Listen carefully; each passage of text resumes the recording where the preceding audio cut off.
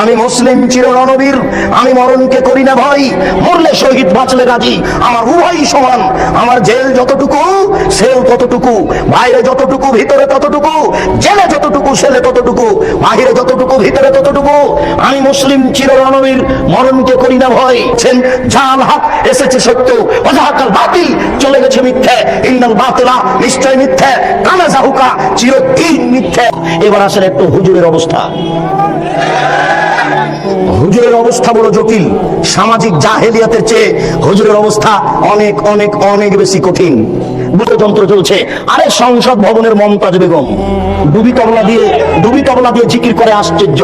আর কোরআন নাকি 30 পারা নয় 90 পারা। 30 পারা হচ্ছে জাহেরি আর 60 পারা হচ্ছে বাতিনি।